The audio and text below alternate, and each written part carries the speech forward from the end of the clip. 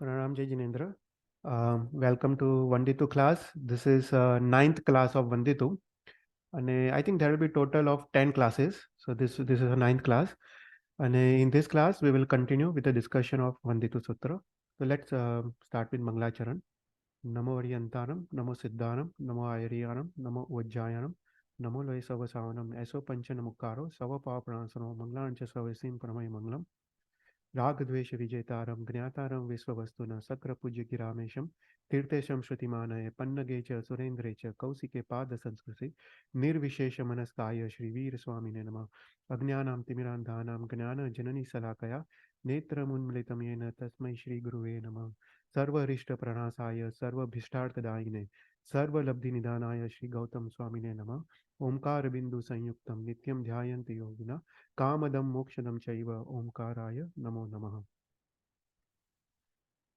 तो वंदितु स्तोत्र हमने अभी तक 39 गाथा का अर्थ और रहस्य देखा। आज के गाथा में वी विल टेक अनदर 6 गाथास फ्रॉम गाथा नंबर 40 टू 45।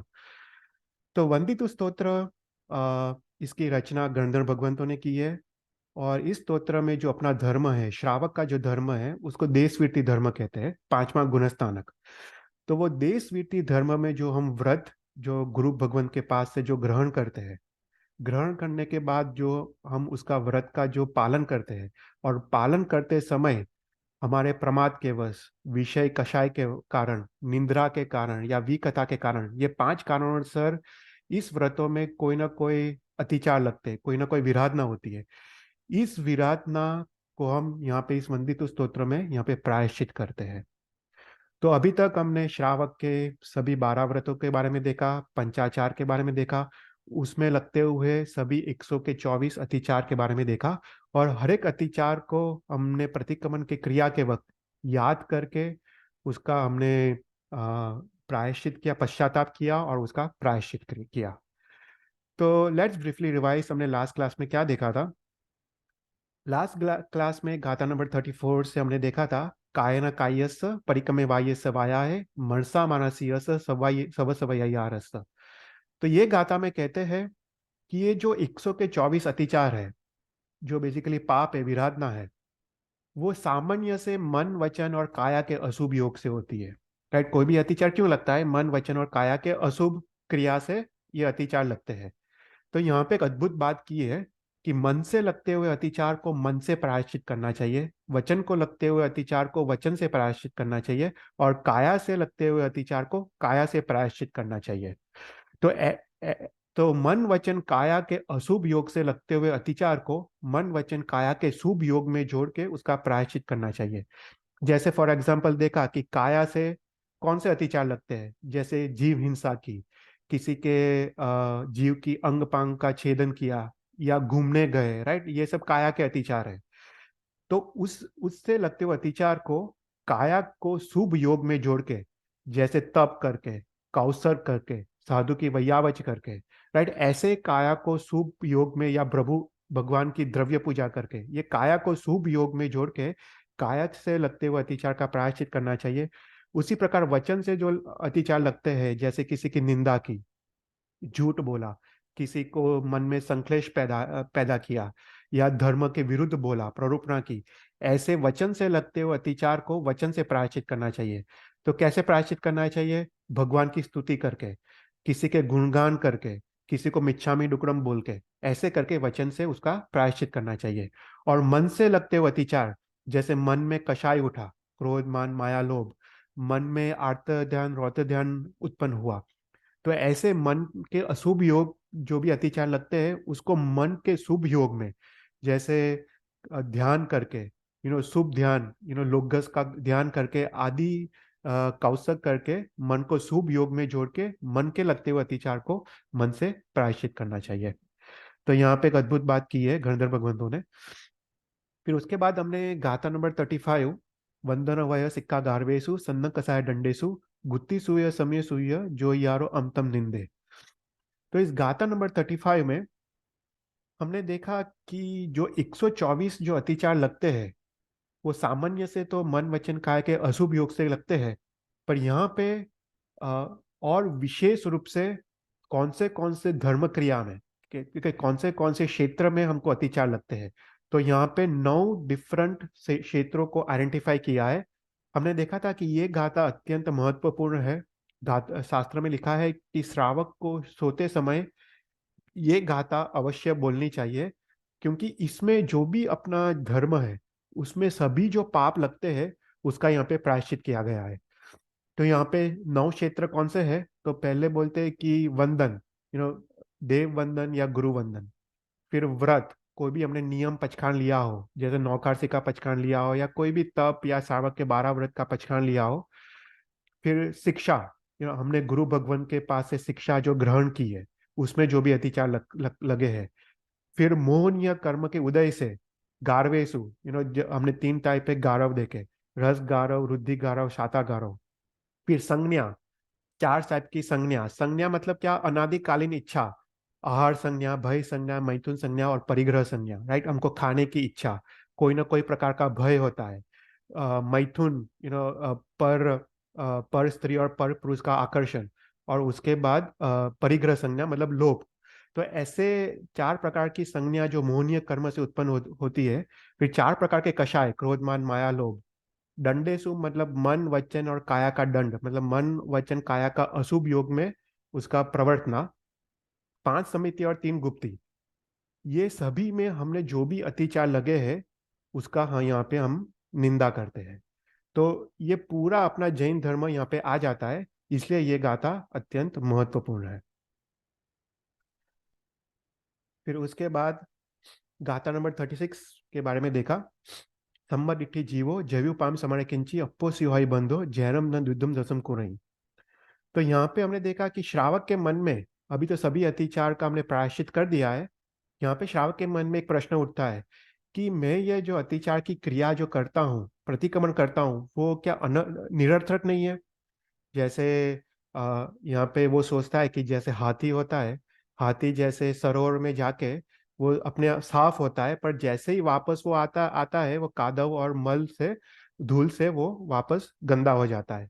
उसी प्रकार श्रावक प्रतिक्रमण की क्रिया तो करता है, पर क्रिया के बाद वो वापस संसार में आता है और वापस वही पाप वो करने लगता है। तो यहाँ पे एक प्रश्न उठता है कि मैं जो सुबह शाम का प्रतिक्रमण करता हूँ, इतनी मेहनत करता हूँ, पर क्या ये निरर्थक नहीं है? तो यहाँ पे गणधर भगवंत एक अद्भुत बात, अद्भुत रहस्य खोलते हैं। यहाँ पे गणधर भगवंत ऐसा कहते हैं कि पाप की क्रिया तो एक की एक रहती है, राइट। पर जो पाप एक एक सम्यक दृष्टि जीव करता है और वही पाप एक मिथ्या दृष्टि जीव करता है, उसमें कर्म बंध की दृष्टि से फेर है, क्योंकि उसमें परिणाम की दृष्टि में फेर है, अध्यवसाय में फेर है। राइट। जैसे सम्यक दृष्टि जो पाप करता है, वो पाप करते वक्त उसके हृदय में जयना होती है। वो पाप करते वक्त घबराता है, उसको पाप भीरुता नाम का गुण होता है। इसलिए वो निर्ध्वंस रूप से पाप नहीं कर सकता है। वो पाप करते वक्त उसके उसके आंख में आंसू आते हैं। इसलिए उसका जो कर्म बंध है, उसका जो रस और स्थिति बंध है, वो अल्प है। उसके कंपैरिजन में मिथ्या दृष्टि जीव अगर वही पाप कर रहा है, वो निर्ध्वंस रूप से करता है। वो उसमें खुश होके, उसमें इन्वॉल्व होके वो करता है, इसलिए उसका रस और स्थितिबंध उसका दीर्घ है। तो यहाँ पे गंधर्व भगवान कहते हैं कि जब सम्यक दृष्टि जीव प्रतिक्रमण करता है, तब उसके अध्यवसाय निर्मल होते जाते हैं और उसके कारण उसके कर्मबंध उसके अल्प होते जाते हैं। इसलिए प्रतिक्रमण की क्रिया अत्यंत सार्थक है और निरर्थक नहीं है। तो यहाँ पे एक अद्भुत बात की है। फिर उसके बाद गाथा नंबर 37, तंपीहु स परिक्रमणम सपरियाम सौत गुरम च किप्पम ओसामयी भाई वज सुसिक्खो विज्जो। तो पिछली गाथा में हमने देखा कि प्रतिक्रमण की क्रिया कितनी सार्थक है।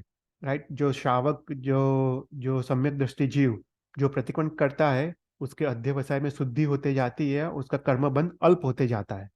तो यहाँ पे श्रावक के मन में वापस एक प्रश्न उठता है कि ठीक है, जहर तो जहर है, जहर अगर अल्प मात्रा में भी हो, फिर भी वो अ, अपने शरीर को हानिकारक है। तो श्रावक जो अल्प कर्मबंध करता है, वो भी मोक्ष में अंतराय रूप तो है ही। तो ये प्रतिक्रमण की क्रिया करने द्वारा ये अल्प कर्मबंध से भी कैसे बच सकते हैं? तो यहाँ पे गणधर भगवंत अद्भुत उसका जवाब देते हैं। तो कहते हैं कि जैसे एक सुशिक्षित वैद्य जो भी सुशिक्षित वैद्य, वो किसको अगर रोग उत्पन्न हुआ हो तो विविध उपचारों द्वारा वो रोग का नाश करते हैं। उसी प्रकार जो श्रावक प्रतिक्रमण की क्रिया करता है, वो 3 उपचारों द्वारा वो सभी अल्प कर्मबंध का भी वो नाश करता है और वो मोक्ष पद प्राप्त करता है। तो यहाँ पे 3 उपचार की बात की है। तो पहला है सपरिक्रमणम, सेकंड है सपरियावम, और थर्ड है स उत्तर गुणम। तो 3 स्टेप्स बताए हैं। तो पहला स्टेप है सपरिक्रमण, मतलब 6 आवश्यक पूर्वक प्रतिक्रमण। तो प्रतिक्रमण की क्रिया 6 आवश्यक के साथ की प्रतिक्रमण की क्रिया। तो ये फर्स्ट स्टेप है। और फर्स्ट स्टेप में लिखा है कि फर्स्ट स्टेप में क्या करना है कि प्रतिक्रमण करते वक्त हमको आत्मनिरीक्षण करना है। जो भी 124 अतिचार लगे हैं उसको सोच के हमको उसको सेपरेट करना है। फिर उसके बाद सेकंड स्टेप है सपरिआवम, मतलब पश्चाताप, परिताप या पश्चाताप। तो इसमें हमने जो भी अतिचार लगे हैं उसको यहाँ पे आत्मसाक्षी से निंदा करना है। उसको सोचना है कि मेरे को उत्तम मानव भाव मिला है, फिर भी मैंने प्रमाद और विषय कसाय के कारण मैंने मैंने ये अतिचार की, मैंने ये व्रतों की विराधना की। ऐसा करके अपने आप की निंदा करना है और गुरु के समक्ष उसको अतिचार को स्पष्ट खत्म करना है। वो सेकंड स्टेप है। और थर्ड स्टेप में गुरु जो भी प्रायश्चित देता है उसको वहन करके उसकी आलोचना करनी है। तो यहाँ पे कहते हैं कि जैसे सुशिक्षित वैद्य रोग विविध उपचारों द्वारा रोग का नाश करते हैं, उसी प्रकार श्रावक ये 3 स्टेप्स द्वारा प्रतिक्रमण, पश्चाताप और प्रायश्चित, इन 3 क्रियाओं द्वारा अल्प कर्म बंध का भी वो नाश करके उसको मोक्ष प्राप्त होता है। फिर उसके बाद हमने गाथा नंबर 38 और 39 दोनों साथ में देखा था। जहाँ विषम कुट्टगयम मंतमुल विसार्या विज्ञानंति मंतई तोतम अवि निविसम एवं अठव्यम कम्मम राग दोष सम्मजियम आलो अंदो निंदंतो किपम नहीं सुसावो। तो यहाँ पे जो पिछली गाथा में जो अर्थ था उसको यहाँ पे ज्यादा स्पष्ट करते हैं। तो यहाँ पे कहते हैं कि जैसे अगर विष शरीर के अंदर गया हो, कुट्टगय मतलब पेट के अंदर चला गया हो, तब तब कोई सामान्य वैद्य का काम नहीं है। तब एक विशारद, मंत्र मूल के विशारद, जो मंत्र विद्या को भी जानकार हो, जो गरुड़ आदि मंत्र विद्या की जानकार हो, और औषधि मूल मतलब औषधि का भी जानकार हो, ऐसे विशारद वैद्य ऐसे पेट में गया हुआ जहर को भी वो नाश करता है। उसी प्रकार जो भी राग द्वेष के कारण श्रावक 8 कर्मों को जो उपार्जित करता है, 8 कर्मों को उपार्जित करता है, वो आलोचना और निंदा की क्रिया द्वारा वो 8 कर्म का वो नाश करता है। तो यहाँ पे एक अद्भुत, ये 2 गाथा में एक अद्भुत बात छुपी हुई है। तो यहाँ पे ऐसा कहना चाहते हैं कि विष ऐसे अपने शरीर में गया हुआ विष को नाश करने के लिए एक विशारद वैद्य की जरूरत है। उसी प्रकार आलोचना और निंदा की क्रिया जो सुश्रावक मतलब उत्तम श्रावक जो आलोचना और निंदा की क्रिया करता है, वो सभी राग द्वेष से उपार्जित 8 कर्म का वो नाश करता है। तो हमने लास्ट टाइम देखा था कि सुश्रावक किसको कहते हैं, उत्तम श्रावक किसको कहते हैं। तो ये वापस एक बार देख लेते हैं क्योंकि ये इंपॉर्टेंट टॉपिक है कि धर्मरत्न प्रकरण नाम के ग्रंथ में भाव श्रावक के 21 लक्षण बताए हैं। राइट, वो 21 लक्षण। तो श्रावक है, वो प्रतिक्रमण करता है, वो उसके परिणति विशुद्ध होते जाती है, उसका कर्मबंध अल्प होते जाता है। पर जो उत्तम श्रावक है, वो उत्तम श्रावक सभी कर्म का नाश करके उसको मोक्ष की प्राप्ति हो सकती है। राइट। तो यहाँ पे जो उत्तम श्रावक किसको कहते हैं, उसके 21 गुण कौन से हैं, हमने लास्ट टाइम देखा था, हम वापस एक बार देख लेते हैं। तो पहले पहले के 4 गुण, उसमें कहते हैं कि पहला गुण, वो गुरु भगवान के पास जाके वो धर्म सुनता है, वो श्रावक के 12 व्रत को वो सुनता है। फिर उसके बाद वो श्रावक के 12 व्रत के बारे में वो सम्यक ज्ञान प्राप्त करता है। उसके बाद वो गुरु भगवान के पास जाके वो 12 व्रत को वो स्वीकार करता है, 12 व्रत को वो ग्रहण करता है। और फोर्थ में वो सम्यक प्रकार से वो 12 व्रत का वो पालन करता है। राइट। तो पहले के 4 गुण, दूसरे के 6 गुण उसके शील के संबंधी है। बोलते कि जो उत्तम श्रावक है वो सदाचारी है, वो जो साधर्मिक धर्मवान साधर्मिक के बीच में वो रहता है। फिर वो अन्य के घर बिना कारण से वो जाता नहीं है। वो असभ्य वेश, असभ्य कपड़े वो पहनता नहीं है। वो विकार पैदा हो ऐसा वचन वो बोलता नहीं है। उसके बाद जो बाल क्रीड़ा है, जैसे जुगार है, दारू है आदि, वो बाल क्रीड़ा का वो उसको त्याग होता है। और उसका वचन मधुर होता है, प्रिय होता है। वो किसी को भी मन में दुख पैदा हो ऐसा वचन वो बोलता नहीं है। फिर उसके बाद वो गुणवान है। वो पांचों प्रकार का स्वाध्याय करता है। वो तप नियम आदि अनुष्ठान करता है।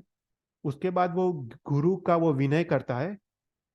उसके बाद वो सरल स्वभाव का होता है, वो कहीं पे भी वो कदाग्रह नहीं रखता है। और वो जिन वचन के प्रति, जिनेश्वर के प्रति वो श्रद्धा धारण करता है। फिर उसके बाद उसका व्यवहार, तो बोलते हैं वो सरल, उसका रुजु व्यवहार ही होता है। वो जो भी है यथार्थ वो ऐसा ही बोलता है। वो मन वचन काया से किसी का भी विश्वासघात नहीं करता है। वो दूसरों को भी धर्म के मार्ग पे लेके आता है। और वो सभी जीव के प्रति मैत्री धारण करता है, वो किसी के प्रति द्वेष धारण नहीं करता है। फिर उसके बाद वो गुरु की सेवा उपासना करता है। गुरु की प्रशंसा करता है कि दूसरे लोग भी वो गुरु के पास जाए। उसके बाद गुरु को वैयावच करता है, जो भी औषधि दान आदि जो भी गुरु को चाहिए वो देता है। फिर मोस्ट इम्पॉर्टेंट, वो गुरु के इच्छा अनुसार करता है। गुरु की जो इच्छा है उसके अनुसार उसका व्यवहार होता है। उसके बाद वो शास्त्र का श्रवण करता है, शास्त्र का अभ्यास करता है। उसके बाद वो शास्त्र का अर्थ और रहस्य का भी अभ्यास करता है। वो उत्सर्ग और अपवाद मार्ग का जानकार होता है। उसको पता है कि कब उत्सर्ग का पालन करना चाहिए और कब अपवाद मार्ग का पालन करना चाहिए। उसके बाद वो हर एक धर्म क्रिया वो शुद्ध प्रकार से करने का ट्राई करता है। वो मन लगा के, अपना वीर्य लगा के वो शुद्ध रूप से धर्म क्रिया का पालन करता है। और वो व्यवहार में कुशल है, वो देश काल का वो जानकार होता है और उत्सर्ग अपवाद का भी जानकार होकर वो व्यवहार में वो कुशल होता है। तो ऐसे 21 गुण वाला श्रावक, वो श्रावक जो आलोचना और निंदा की क्रिया करता है, तो वो राग द्वेष के कारण जो भी आठों आठ कर्म जो उपार्जित हुए हैं उसका वो नाश करता है। तो यहाँ तक हमने लास्ट क्लास में देखा था। अभी हम गाथा नंबर 40 से हम आगे बढ़ते हैं। एक हाँ क्वेश्चन। हाँ बोलो। So, so there are three categories, right? Someone who doesn't know that they are doing bad thing, hmm like in खबर ना होए. हम्म Someone who knows that this is bad, but still they do it hmm with the total ભાવ અને બધું જ કે like oh, I'm doing this, but I'm enjoying it. हम्म અને તમે કીધું the third one કે જે પશ્ચાતાપના રૂપમાં પાપ કરે. राइट। તો હવે આ ત્રણ કેટેગરીમાં I think we are referring to the third one. પણ હવે પહેલા અને બીજામાં does it make sense, does it matter in terms of કર્મ જે બંધા એની ઇન્ટેન્સિટી કેવી હોય? લાઈક જેને ખબર જ ના હોય કે હું ખોટું કરું છું ને જેને ખબર છે છતાં ખોટું કરે, ઓબ્વિયસલી મને એવું લાગે છે કે સેકન્ડ વન ઇઝ મોર. પણ ડઝ ઇટ મીન કે તો પછી કે તમને જ્ઞાન મળે અને જ્ઞાન પ્રમાણે તમે ના કરો તો દેટ મીન્સ કે તમને કર્મબંધ વધારે થાય ઇન્સ્ટેડ ઓફ તમને જ્ઞાન જ ના હોય તો? ના ના, વેરી વેરી ગુડ ક્વેશ્ચન. હા, જો આપણે છે ને સૌથી મોટું પાપ અજ્ઞાન કીધું છે. એટલે અજ્ઞાનતા જ મોટું પાપ છે, રાઈટ. એટલે આપણે મનુષ્ય ભાવ મળ્યો હોય અને આપણે જ્ઞાન મેળવવાનો જો પ્રયત્ન જ ન કરીએ, राइट, हम जो ज्ञान लेने का प्रयत्न न करें तो अज्ञानता सबसे बड़ा पाप है, राइट. तो पहला कैटेगरी अज्ञानता, अज्ञानता खुद ही पाप है, राइट. अभी सेकंड है मिथ्यात्व. अभी हम्म सेकंड जो कैटेगरी है उसको मिथ्यात्व कहते हैं, क्योंकि मिथ्यात्व मतलब गलत मान्यता, राइट. अभी उसको उसने शायद शास्त्र श्रवण किया हो, सब कुछ किया हो, पर उसकी अंडरस्टैंडिंग अभी तक वो डेवलप नहीं हुई है. उसके कारण क्या है कि वो पाप करता है पर वो खुशी खुशी पाप करता है, राइट. हम्म क्योंकि जब तक जब तक सम्यक दर्शन आता नहीं है, सभी जीव पहले गुणस्थानक में है, फर्स्ट गुणस्थानक में, राइट. हम्म तो सेकंड और थर्ड में तो कोई है नहीं. Hmm either you are in first गुणस्थानक, वो पहला गुणस्थानक का नाम है मिथ्या दृष्टि गुणस्थानक, राइट. और फोर्थ गुणस्थानक का नाम है सम्यक दृष्टि गुणस्थानक. हम्म तो, तो जो सम्यक दृष्टि, जो जीव फोर्थ गुणस्थानक में आता है उसको निश्चित रूप से भगवान की आज्ञा पे श्रद्धा होती है. वो पाप कभी भी निर्द्वंस रूप से कर नहीं सकता है. कोई भी पाप हो, इवन रात्रि भोजन का भी पाप हो, उसको अंदर दिल में एक दर्द तो अवश्य होता है कि मैं क्यों कर रहा हूँ, वो शायद अपने आप को रोक नहीं पाता है। तो तो पहला तो अज्ञानता, राइट, अज्ञानता, अज्ञान होना ही सबसे बड़ा पाप है, राइट। हम्म या फिर उसके बाद सेकंड कैटेगरी है मिथ्यात्व, उसको अंडरस्टैंडिंग ही रॉन्ग है। पर हम्म मिथ्यात्व में भी कैसा है कि असंख्य अध्यवसाय है। ऐसा नहीं है कि मिथ्यात्व मतलब मिथ्यात्व, राइट। मतलब हम लोग फॉर एग्जाम्पल, हम लोग अगर फोर्थ गुणस्थानक में नहीं है, हम लोग अभी भी फर्स्ट गुणस्थानक में है। पर फर्स्ट गुणस्थानक में भी शास्त्र में लिखा है कि असंख्य असंख्य लेवल्स है, राइट। तो हम्म, जो गाढ़ मिथ्यात्व वाला है और उसके कंपैरिजन में जो कम मिथ्यात्व वाला है, वो फर्स्ट गुणस्थानक में तो है, पर उसका कर्मबंध अल्प होते जाता है इवन फर्स्ट गुणस्थानक में, राइट। ओके। हाँ। तो ऐसा नहीं है कि मिथ्यात्व मतलब मिथ्यात्व, मिथ्यात्व में भी असंख्य असंख्य बीच में लेवल्स है। हम तो सिर्फ ये चौथ गुणस्थानक is just for our understanding कि फर्स्ट है फिर फोर्थ है, पर फर्स्ट में भी there are countless divisions hmm, जो कर्म ग्रंथ में आता है। तो कितनी तीव्रता से पाप बंद करता है मिथ्यात्व जीव, राइट।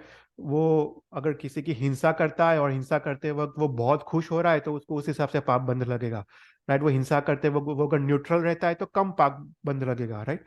और हिंसा करते वक्त उसको आंख में आंसू आएंगे तो और अल्प पाप बंद लगेगा, पर पाप बंद तो होगा ही, राइट। हम्म, तो डेफिनेटली, पर अज्ञानता ही खुद ही पाप है। शास्त्र में लिखा है कि मनुष्य भव मिलके तुम ज्ञान का मेहनत ना करो तो वापस मनुष्य भव तुमको मिलेगा नहीं। ઓકે ઓકે એટલે that is the default કે એ તો ના જ હોવું જોઈએ. એ તો ઓકે. ના જ હોવું જોઈએ અજ્ઞાનતા, કારણ કે પછી છે ને શાસ્ત્રમાં તો ત્યાં સુધી લખ્યું છે કે તમને સંજ્ઞી મતલબ પંચેન્દ્રિય એટલે મન પણ ના મળે, રાઈટ। એટલે તમે पुण्यના प्रताप है, पुण्य कर्म के कारण तुमको संगनी भव मिला है, राइट। तुमको मन मिला है, पांचों पांच इंद्रिय मिला है। पर अगर उसका दुरुपयोग करो, राइट, अगर फॉर एग्जांपल हमने ये मदिरा की बात की थी, दारू पीने की बात, तो शास्त्र में तो वहां तक आता है कि अगर तुम दारू पी रहे हो, मदिरा पी रहे हो, तब तुम्हारा आयुष्य कर्म का बंध हो। हम्म, तो कैसा आयुष्य कर्म बंद होता है, तो बोलते हैं तुमको पंचेंद्रिय जीव भी नहीं मिलता है। क्योंकि क्या है कि तुमको पुण्य से तुमको पांच इंद्रिय मिली है। अभी तुम दारू पी के पांच इंद्रियों को मंद कर रहे हो, क्या कर रहे हो, मंद कर रहे हो। हम्म, तो तो कर्म क्या बोलेगा कि तुमको तो जरूरत ही नहीं है, तुम तो खुद ही कह रहे हो कि मुझे पांच इंद्रिय चाहिए नहीं। तो हम्म, तुमको पंचेंद्रिय भव भी नहीं मिलता है। ऐसा शास्त्र में आता है कि उसको तेंद्रिय चौरिंद्रिय का भव मिलता है। तो उसी प्रकार से अगर तुम मन मिलाओ और मन का तुम सदुपयोग ना करो, तो भवांतर में ऐसा समय आ सकता है कि तुमको संगनी भव भी ना मिले, राइट। ओके. तो या, पर अच्छा क्वेश्चन है। Yeah. तो गाथा नंबर 40, कय पाववी मानुसो आलोय निंदिय गुरु सगासे होई अय्यर गेलु हो ओरिय भरुव भारव।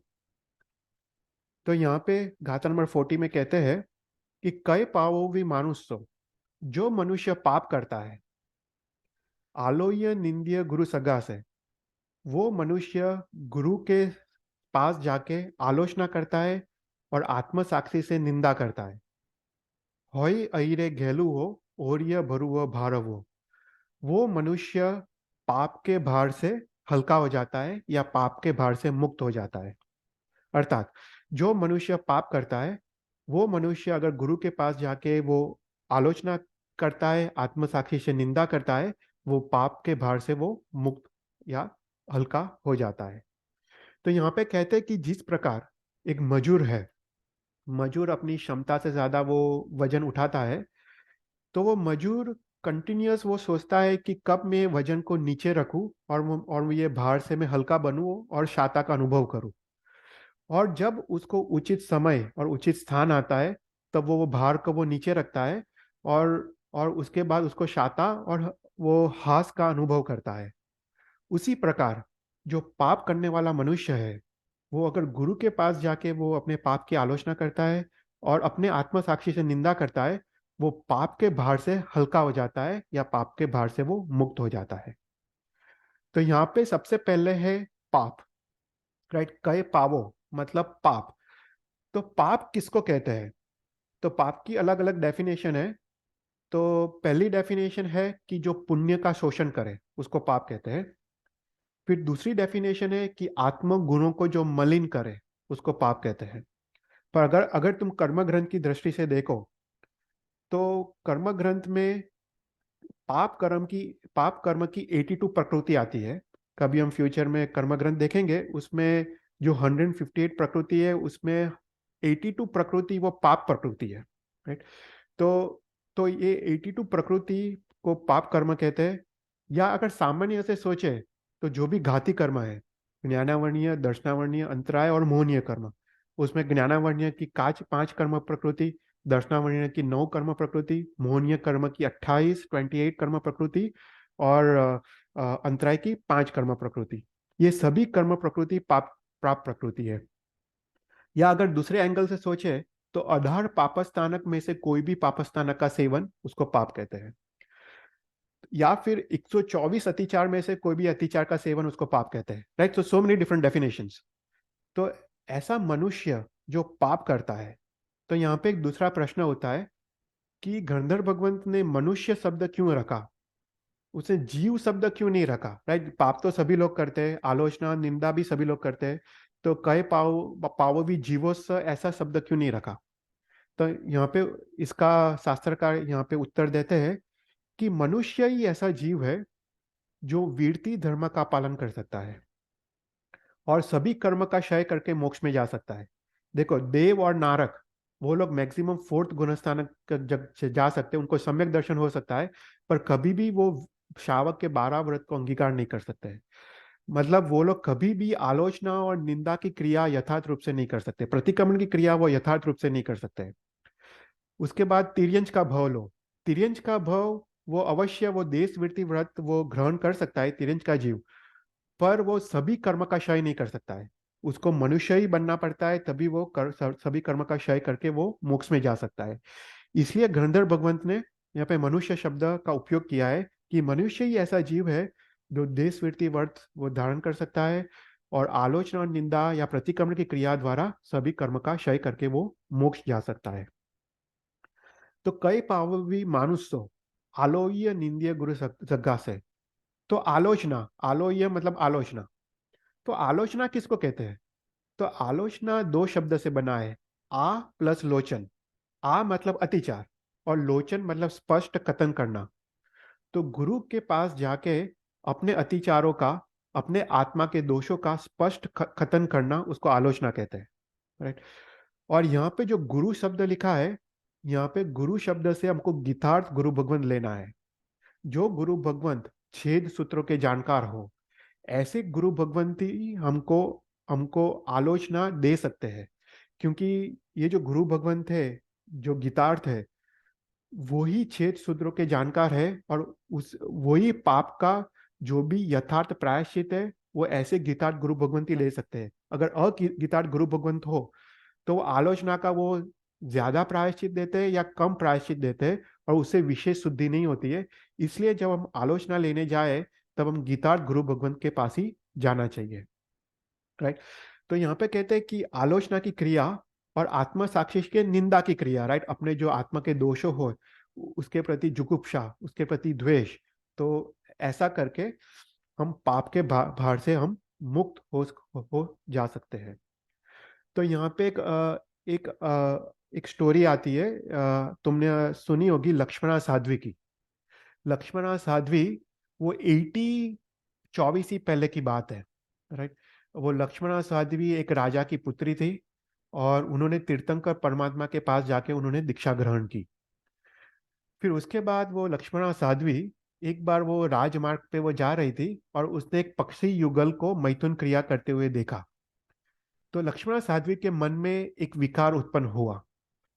उसने सोचा कि ये मैथुन की क्रिया कितनी अच्छी है, ये मैथुन की क्रिया तीर्थंकर भगवान ने क्यों क्यों ना बोला है इस क्रिया को। तो वो सोचने लगती है कि हाँ, तीर्थंकर भगवान तो वितराग है, उनको क्या पता चलेगा कि ये क्रिया में क्या आनंद है। तो ऐसा करके वो सोचती है और तुरंत ही उनको पता चलता है कि ओह, उन्होंने तो संयम जीवन अंगीकार किया है और उन्होंने तो ब्रह्मचर्य व्रत का उन्होंने व्रत लिया है। और तुरंत उनको पश्चाताप होता है, और उसकी आलोचना लेने के लिए वो गुरु भगवान के पास जाती है। पर वो आलोचना के वक्त वो अपने पापों का स्पष्ट कथन नहीं करती है, और वो माया करती है। वो गुरु गुरु भगवान को बोलती है कि अगर कोई और व्यक्ति ने ऐसा सोचा हो तो उसका क्या प्रायश्चित होता है। गुरु भगवान को तो पता चलता है कि ये माया कर रही है। गुरु भगवान ने उसको बहुत समझाया कि इस प्रकार से तुम प्रायश्चित मत लो, तुम जो भी हो तुम सच सच बोल दो। फिर भी शर्म के मारे मारे साध्वी भगवान ने बोला कि नहीं नहीं नहीं, अगर कोई ऐसा पाप करता हो तो उसका क्या क्या प्रायश्चित आता है। तो शास्त्र लिखता है कि ये साध्वी भगवान ने, लक्ष्मण साध्वी ने 50 साल तक अद्भुत प्रायश्चित किया। 50 साल तक कहते हैं कि पहले 10 साल उन्होंने एक उपवास, दो उपवास, तीन उपवास, चार उपवास और पालना में विगई त्याग किया। दूसरे 2 साल एकांतर उपवास किया। दूसरे 2 साल सिर्फ चना खाया। दूसरे 16 साल मांस श्रमण के पार ने मांस श्रमण किया। और दूसरे 20 साल उन्होंने आंबेल किया। पर फिर भी उनका पाप का प्रायश्चित नहीं हुआ, क्योंकि उन्होंने माया की। उन्हें गुरु भगवान के पास पाप का स्पष्ट कथन नहीं किया। इसलिए आलोचना का अर्थ है अपने अतिचारों का स्पष्ट कथन करना। जो भी भाव से हमने जो पाप किए हैं, वो भाव हमको गुरु भगवान को कहने चाहिए। अगर हमने जीव हिंसा की है, तो हमको गुरु भगवान को जाके बोलना चाहिए कि मैंने ये कारणों और मैंने ये भाव से मैंने ये जीव हिंसा की है। ऐसा स्पष्ट कथन करो, तभी वो पाप का प्रायश्चित होता है। अदरवाइज वो पाप का प्रायश्चित होता नहीं है। राइट। तो यहाँ पे कहते हैं कि आ, कि जो भी मनुष्य पाप करता है वो गुरु भगवान के पास जाके आलोचना करता है और निंदा करता है, वो पाप के भार से मुक्त हो जाता है। तो यहाँ पे गाथा में एक दूसरा रहस्य ऐसा भी छुपा है कि जो मजूर है, राइट, मजूर को भार भार रूप लगता है। इसलिए जब वो भार नीचे रखता है तो वो शाता का अनुभव करता है। पर हमको क्वेश्चन आता है कि पाप पाप रूप लगता है, राइट। जो हमने अभी अपने बात की, राइट, पार्थिव ने, कि अज्ञान, मिथ्यात्व, राइट, ऐसे जीव को पाप पाप रूप कहाँ लगता है, राइट। तो जो जीव को पाप, पहले तो अज्ञान, उसको तो पाप पाप पता है, वो भी नहीं पता है, पर मिथ्यात्व को तो पाप पाप रूप लगता नहीं है। तो जो जीव को पाप पाप रूप लगता नहीं हो, वो आलोचना निंदा कैसे कर सकता है? वो संभव नहीं है, राइट। निंदा के लिए तो आंख में आंसू आने चाहिए। निंदा के लिए तो अपने आप को तिरस्कार करना चाहिए। वो वो तो संभव ही नहीं है, क्योंकि उसको पाप पाप रूप लगता नहीं है। तो यहाँ पे जो भी मनुष्य से मात्र सम्यक दृष्टि जीव लेना है, क्योंकि सम्यक दृष्टि जीव ही ऐसा जीव है जिसको पाप पाप रूप लगता है, उसको पाप भार रूप लगता है। और सम्यक दृष्टि जीव ही वो आलोचना और निंदा और प्रतिक्रमण की क्रिया करके वो पाप से मुक्त हो जा सकता है। कोई क्वेश्चंस? फिर उसके बाद गाथा नंबर 41। आवश्य एन एन सावो जय बहुरुहो होई दुखानम तकीरियम काई अचेरेन कालेन। तो यहाँ पे वापस अद्भुत गाथा है। सावो जैवी बहुरुहो होई, मतलब जो श्रावक बहुत बहुत कर्म, बहुरुहो मतलब बहु रज, रज मतलब कर्म, बहुत कर्म को उपार्जन करता है, राइट। जो श्रावक बहुत कर्म का उपार्जन करता है, वो आवश्य एन एन मतलब 6 आवश्यक क्रिया द्वारा, खाई अचेर कालेना मतलब अल्प काल में सभी दुख का नाश करके वो मोक्ष पद वो प्राप्त करता है। देखो यहाँ पे वापस एक अद्भुत बात की है। यहाँ पे 6 आवश्यक क्रिया का महत्व समझाया है, राइट। यहाँ पे बोलते कि मात्र प्रतिक्रमण नहीं करना है, हमको 6 के 6 आवश्यक क्रिया पूर्वक का प्रतिक्रमण करना है। तो यहाँ पे कहते हैं कि जो श्रावक विपुल मात्रा में पाप करता है, बहुत सारा पाप करता है, ऐसा श्रावक भी 6 आवश्यक क्रिया करने द्वारा अल्प काल में ही, शीघ्र ही सभी दुख से, भाव दुख से मुक्त होके उसको मोक्ष की प्राप्ति होती है। तो यहाँ पे 6 आवश्यक क्रिया का महत्व समझाया है। तो 6 आवश्यक क्रिया कौन सी है? तो बोलते हैं कि पहला है सामयिक, 24 वंदन, प्रतिक्रमण, कौसग और पचकार। तो हमको दिन भर ये 6 आवश्यक क्रिया करनी है, तभी हम अल्प काल में सभी पाप कर्म का नाश कर सकते हैं। तो ये 6 आवश्यक क्रिया हम ब्रीफली देख लेते हैं। पहला है सामयिक, राइट। सामयिक मतलब क्या? कि जिसमें अपने समता भाव की वृद्धि हो, राइट। समता भाव किसको कहते हैं? हमने देखा था कि सामायिक तो एक 12 व्रतों में एक व्रत है, राइट? तो हमको सामायिक व्रत हमको अंगीकार करना चाहिए। पर समता भाव किसको कहते हैं? कि जिसमें ये व्यक्ति अच्छा है बुरा है, ये पदार्थ अनुकूल है प्रतिकूल है, ये परिस्थिति ये अनुकूल है प्रतिकूल है, ऐसा कोई भाव नहीं। मतलब सभी व्यक्तियों के प्रति, सभी पदार्थों के प्रति और सभी परिस्थितियों के प्रति एक समान भाव, उसको समभाव कहते हैं। तो ऐसे समभाव की जो वृद्धि हो उसको सामयिक कहते हैं। तो 48 मिनट्स तक शुद्ध वस्त्र पहन के उचित उपकरणों के साथ कटाशना चरोड़े के साथ हमको सामयिक करना चाहिए, उसमें जाप करना चाहिए, शास्त्र अभ्यास करना चाहिए, ध्यान करना चाहिए और कौशल आदि क्रिया करके हमको समभाव में रहना चाहिए। तो ऐसा सामयिक श्रावक को रोज करना चाहिए। फिर उसके बाद है चौबीसत्व। चौबीसत्व मतलब भगवान की स्तुति, 24 दिन जिन स्तवन। तो भगवान की द्रव्य पूजा, अष्टप्रकारी पूजा और चैत्य वंदन, उसको 24 कहते हैं। फिर वंदन मतलब गुरु वंदन। तो उसमें उसमें अ, गुरु महाराज का वैयावच आ जाता है, गुरु महाराज का सुपात्र दान आ जाता है, या त्रिकाल गुरु वंदन। प्रतिक्रमण जो हम सुबह शाम करते हैं, ये वंदित स्तोत्र, वो प्रतिक्रमण स्तोत्र है। पाप का प्रायश्चित की क्रिया। काउत्सर्ग, राइट? रोज हमको काउत्सर्ग करना चाहिए, लोकगत सूत्र का काउत्सर्ग। उसको मन वचन और काया से शुभ योग में जोड़ने की क्रिया को काउत्सर्ग कहते हैं। और पचकाण, पचकाण से हमको वीरती धर्म का पालन होता है। तो शास्त्र में लिखा है कि श्रावक को मिनिमम सुबह को नौकार्ति का पचकान और शाम को दुविहार का पचकान अवश्य करना चाहिए, इतना मिनिमम है। तो पचकान और श्रावक के 12 व्रत भी पचकान में आ जाते हैं। तो ये आवश्यक क्रिया है। तो आवश्यक क्रिया क्या होती है? तो अवश्य करने वाली क्रिया, उसको आवश्यक क्रिया कहते हैं। इस आवश्यक क्रिया का वर्णन भगवती सूत्र में नाम के आगम में है, उत्तराध्यान सूत्र नाम के आगम में है, आवश्यक सूत्र नाम के शास्त्र में है। तो काफी सूत्र में ये 6 आवश्यक क्रिया का वर्णन किया गया है। तो जैसे यह शास्त्र में लिखते हैं कि जैसे आवश्यक दो टाइप के होते हैं, एक द्रव्य आवश्यक है और दूसरा भाव आवश्यक है। द्रव्य आवश्यक मतलब अपने शरीर के रक्षण के लिए जो भी करते हैं, राइट? जैसे हमको शरीर को टिकाने के लिए हम आहार ग्रहण करते हैं, हम श्वासोश्वास लेते हैं, हम सोते हैं, हम मल मूत्र का विसर्जन करते हैं, तो उससे अपना शरीर टिकता है। तो उसको द्रव्य आवश्यक कहते हैं। तो ऐसे ही आत्मा की रक्षण के लिए सामयिक, चौबीसत्व, वंदन, प्रतिक्रमण, काउसक और पचकाण है। तो शास्त्र लिखता है कि जिस प्रकार शरीर के रक्षण के लिए श्वासोश्वास की क्रिया जितनी इंपॉर्टेंट है, उसी प्रकार आत्मा के गुणों की रक्षण के लिए ये 6 आवश्यक क्रिया उतनी ही इंपॉर्टेंट है। देखो, श्वासोश्वास की उपमा दी है आवश्यक क्रिया को। तो ये आवश्यक क्रिया हमको अवश्य करनी चाहिए, उसको कभी भी हमको छोड़नी नहीं चाहिए।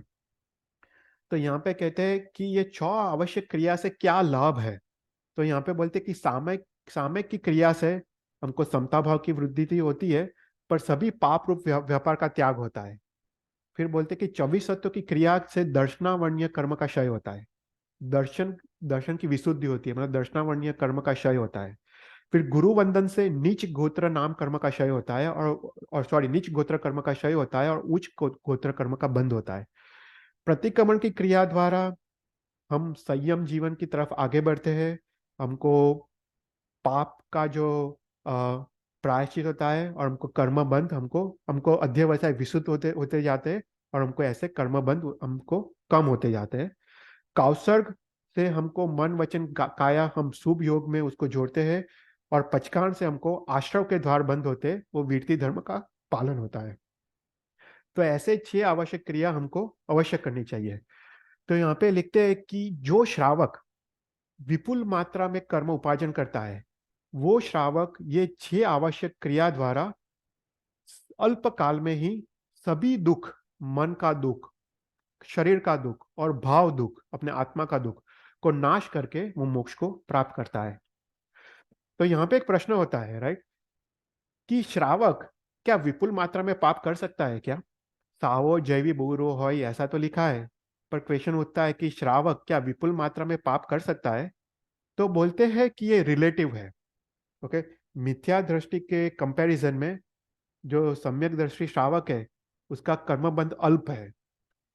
पर जो देशवीरती धारण करने वाला श्रावक है, वो सर्ववीर्ति के कंपैरिजन में उसका कर्मबंध विपुल मात्रा में है, राइट। तो हमने जैसे पहला एग्जाम्पल देखा था, पहला प्राणातिपात व्रत का, कि साधु को महाव्रत है, श्रावक को अनुव्रत है, छोटा व्रत है। तो साधु को कैसा व्रत है? उसको स्थावर और त्रस्त जीव का मन वचन काया से हिंसा करने का, कराने का या अनुमोदना का त्याग है। मतलब उनको 100% जीव हिंसा का त्याग है। उसके कंपैरिजन में जो श्रावक है वो कैसा व्रत लेता है कि मैं त्रस्त जीव का, मैं मन वचन काया से करूंगा नहीं और कराऊंगा नहीं। तो उसको महाव्रत के कंपैरिजन में उसको छोटा व्रत है। तो हमने देखा था कि साधु भगवान को 100% जीव हिंसा का त्याग है, उसके कंपैरिजन में श्रावक को 6.25% हिंसा का त्याग है। तो सर्ववीर्ति जीवन के कंपैरिजन में श्रावक विपुल मात्रा में वो पाप करता है, राइट, क्योंकि उसको इतने धारे आश्रव, इतना सारा आश्रव के द्वार ओपन है। तो ऐसा श्रावक, हम देश वृत्ति व्रत का पालन करें फिर भी हम हमारे पाप विपुल मात्रा में लगते हैं संयम जीवन के कंपैरिजन में। और ऐसा श्रावक अगर वो 6 आवश्यक क्रिया करे तो अल्प काल में ही सभी पाप कर्म का नाश करके उसको मोक्ष प्राप्त हो सकता है। कोई क्वेश्चंस? या एक तो क्वेश्चन, हाँ। तो सो हम जब प्रतिक्रमण करते हैं तो उसमें ये आता है राइट कि 6 आवर हम्म। किया, तो बट इसमें ऐसा है कि 6 आवर से प्रतिक्रमण के बाहर होनी चाहिए, ऐसा है कि प्रतिक्रमण किया तो उसमें आ गए? नहीं, ऐसे या वेरी गुड क्वेश्चन। तो क्या शास्त्र में क्या लिखा है कि अगर 6 आवश्यक न कर पाओ तो प्रतिक्रमण तो अवश्य करना, राइट, क्योंकि प्रतिक्रमण में 6 आवश्यक आ जाते हैं, राइट। पर अगर तुम 6 आवश्यक न कर पाओ तो, राइट, पर आइडियल सिचुएशन क्या है कि 6 आवश्यक हमको करने हैं। हमको सुबह शाम राइट। का पचकान लेना है, राइट, हमको काउसर करना है, गुरु वंदन करना है, गुरु की वैयावच करनी है, देव वंदन करना है, चैती वंदन करना है, राइट, ये सब कुछ करना है। अगर ये इंडिविजुअली ना हो पाए तो प्रतिक्रमण तो मत छोड़ना, क्योंकि हम्म। प्रतिक्रमण में 6 आवश्यक तो आ ही जाता है, राइट। ओके। पर दैट इज उत्सर्ग मार्ग क्या है कि 6 आवश्यक करना। पर अगर न हो पाए तो प्रतिक्रमण तो अवश्य करना। हम्म। गाथा नंबर 42। आलोहना बहु विया नय संभरिया परिक्रमण कारे मूर गुण उत्तर गुणे तम नीचे चमचे गरी आमी। ये गाथा मेरे को बहुत अच्छी लगती है। ये गाथा में हमको दिखाते हैं कि गर्दन भगवंत अपना कितना केयर करते हैं, हमारे लिए उनको कितना सारा करुणा भाव होगा, वो हमको ये गाथा द्वारा पता चलता है। तो बोलते हैं कि आलोवना बहु विया, बोलते हैं अतिचार बहुत प्रकार के हैं, राइट। तो आलोचना का अर्थ हमने देखा था। आलोचना मतलब अपने जो भी अतिचार लगे हैं, जो भी अपने आत्मा के दोषों है, उनको गुरु के समक्ष उनका स्पष्ट कथन करना और गुरु जो भी प्रायश्चित दे उसका वहन करना, उसको आलोचना कहते हैं, राइट। तो यहाँ पे कहते हैं कि अतिचार तो बहुत प्रकार के हैं, 124 प्रकार के अतिचार है। और प्रतिक्रमण के समय, परिक्रमण कार्य मतलब प्रतिक्रमण करते समय हमको अगर याद ना आए, हमने जो पाप किया हो, अतिचार किया हो, अगर हमको याद ना आए मूल गुण और उत्तर गुण के विषय, मतलब जो 5 अनुव्रत है और 7 7 दूसरे व्रत है, गुण व्रत और शिक्षा व्रत, उसको उत्तर गुण कहते हैं।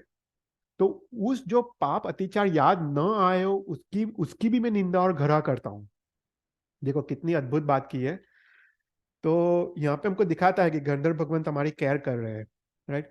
तो यहाँ पे कहते हैं कि सामान्य से अतिचार तो 124 प्रकार के होते हैं, पर वो सामान्य है, राइट। पर एक्चुअली अतिचार असंख्य प्रकार के हैं, राइट। मतलब शास्त्र में सिर्फ 124 का वर्णन किया है, पर ऐसा नहीं है कि 124 ही अतिचार है। अतिचार तो असंख्य है, राइट, क्योंकि हमारे मन वचन काया के सूक्ष्म अशुभ योग तो कंटिन्यूअस चालू होते हैं और उससे तो पाप लगता ही है। तो यहाँ पे कहे कि प्रतिक्रमण के समय में हमको क्या करना है कि आत्मनिरीक्षण करके हमको जो भी अतिचार लगे उसको सेपरेट आउट करना है, उसके बाद उसका पश्चाताप करना है और उसका प्रायश्चित करना है। पर हर बार ऐसा संभव नहीं है कि हम प्रतिक्रमण करने बैठे और सभी प्रकार के पाप, सभी प्रकार के अतिचार, 124 जो अतिचार है वो भी याद आए, और उसके अलावा जो सूक्ष्म अतिचार है वो भी सब याद आए और हर एक को याद करके हम उसका प्रायश्चित कर पाए। ऐसा संभव नहीं है। तो बोलते हैं कि प्रतिक्रमण करते वक्त हमको जो भी अतिचार हम भूल गए हो, हमको याद ना आए हो, उसकी भी मैं निंदा और घृणा करता हूँ। राइट। तो यहाँ पे एक अद्भुत बात की है। तो यहाँ पे सबसे पहला है परिक्रमण और कार्य, प्रतिक्रमण का काल। तो प्रतिक्रमण का काल कौन सा है? राइट। तो शास्त्र में श्राद्ध विधि प्रकरण नाम के ग्रंथ में लिखा है कि प्रतिक्रमण का उभय काल संध्या काल है। राइट। तो सुबह का सूर्योदय का समय, उससे एक घड़ी पहले प्रतिक्रमण स्टार्ट करना चाहिए। तो 24 मिनट्स पहले राई प्रतिक्रमण स्टार्ट करना चाहिए, और उसके बाद सूर्योदय के बाद एक घड़ी बाद प्रतिक्रमण पूर्ण होता है। सिमिलरली सूर्यास्त के वक्त, सूर्यास्त के एक घड़ी पहले 24 मिनट्स पहले प्रतिक्रमण स्टार्ट करना चाहिए, और सूर्यास्त के बाद 24 मिनट्स के बाद देवसी प्रतिक्रमण वो खत्म हो जाता है। तो वंदित स्तोत्र अगर ऐसा करे तो वंदित स्तोत्र एग्जैक्ट सूर्यास्त के समय पे आता है। राइट। तो ये उत्सर्ग मार्ग है। पर यहाँ पे बोलते हैं कि अगर इस काल, राइट, मतलब ऐसा अगर पॉसिबल हो तो ऐसा करने का, पर अगर ये काल को अगर प्रतिक्रमण करना संभव नहीं है, तो मोड़ा वहला पर मतलब अर्लियर या लेटर भी प्रतिक्रमण की क्रिया तो अवश्य करनी चाहिए, प्रतिक्रमण को कभी नहीं छोड़ना चाहिए। यहाँ पे यहाँ पे एक जो टीका में पढ़ रहा हूँ, उसमें एक स्टोरी आती है, मतलब रियल स्टोरी। एक 300-400 पहले की साल की पहले की बात है। एक दिल्ली में एक श्रावक था, और वो श्रावक को अभिग्रह था कि वो सुबह शाम का प्रतिक्रमण करे। उसने ऐसा अभिग्रह लिया था। और उस समय कैसा था कि मुस्लिम बादशाह का, मुस्लिम लोग का राज था, और वो जैनों को हैरान करते थे। तो ये मुस्लिम बादशाह ने अपने इस जैन श्रावक को कोई गलत इल्जाम लगा के उसको बंदी बना दिया गया, और उसके हाथ पैर उसको उसके बांध दिए गए। अभी ये श्रावक को तो अभिग्रह है प्रतिक्रमण करने का। तो वो श्रावक सोचता है कि अभी मैं प्रतिक्रमण कैसे करूं। तो वो जो जेलर होता है, जो अंग रक्षक जो होता है, उसको वो बोलता है कि मुझे सुबह और शाम, दो दो घड़ी के लिए सुबह और 2 घड़ी के लिए शाम को मेरे हाथ और पैर तुम छोड़ दो। मैं तुमको एक एक सोना मोड़ दूंगा रोज, सुबह और शाम का। तो ऐसा करके वो 1 महीने के लिए 60 सोना मोड़ लेके वो सुबह का राई प्रतिक्रमण करता है, शाम का दिवसीय प्रतिक्रमण करता है, पर प्रतिक्रमण वो छोड़ता नहीं है। और ये देख के, इसकी धर्म निष्ठा को देख के बादशाह खुश होता है, और बादशाह उसको छोड़ देता है। और कहने की बात है कि प्रतिक्रमण क्रिया इतनी इंपॉर्टेंट है कि वो श्रावक सोना मोड़ लेके भी प्रतिक्रमण नहीं छोड़ता है। तो उसी प्रकार हमको प्रतिक्रमण तो अवश्य करना चाहिए, प्रतिक्रमण हमको छोड़ना नहीं चाहिए। तो यहाँ पे जो भगवती सूत्र है, भगवती सूत्र में गौतम स्वामी भगवान महावीर को एक प्रश्न पूछते हैं। उसके जवाब में भगवान महावीर गौतम स्वामी को जवाब देते हैं। यहाँ पे भगवान महावीर का वचन है, कहते हैं कि अगर कोई भी अतिचार का हमने आलोचना न किया हो, यार वो पूछते हैं गौतम स्वामी से उसका फल क्या। तो बोलते हैं अगर कोई भी अतिचार हमारा बाकी रह गया है उसका आलोचना करने का, उसका प्रायश्चित करने का, तो भगवान महावीर कहते हैं वो अतिचार, वो आलोचना, वो शल्य बन जाता है। शल्य मतलब वो कांटा बन जाता है, वो अपने आत्मा में वो शल्य रूप में वो रह जाता है, और वो भवांतर में वो पाप साथ में आता है। राइट। मतलब जो भी अतिचार रह गया हो उसका प्रायश्चित करने का, वो भवांतर में वो साथ में आता है। तो यहाँ पे वो सुन के गणधर भगवंतों ने अपने पे उपकार किया है ये गाथा रख के। यह गाथा में गंधर्व भगवान बोलते हैं कि मेरे को याद भी ना आया हो, ऐसे अतिचार का भी मैं निंदा और घृणा करता हूँ, तो हम सभी प्रकार के पाप से हम यहाँ पे मुक्त हो जाते हैं। राइट। कोई कोई क्वेश्चंस? तो यहाँ पे एक अद्भुत बात की है। फिर गाथा नंबर 43, गाथा नंबर 43 है, तस्स धम्मस केवली पन्न तस अभूख्योमी आराणे वीर्योमी विराणे तिवीरण परिकंतो वंदामी जिन 24। तो अभी तक हमने गाथा नंबर 42 तक देखा। और गाथा नंबर 42 में हमने क्या किया? हर एक अतिचार को याद किया, और उसका हमने आलोचना किया या प्रायश्चित किया। और जो अतिचार याद ना आया हो उसका भी हमने प्रायश्चित किया। तो यहाँ पे हम सभी विराधना से मुक्त हो गए हैं। तो यहाँ पे हमने जो गाथा नंबर 42 तक हमने जो जो वंदित सूत्र बोला, वो हमने हमने नीचे बैठ के किया। राइट।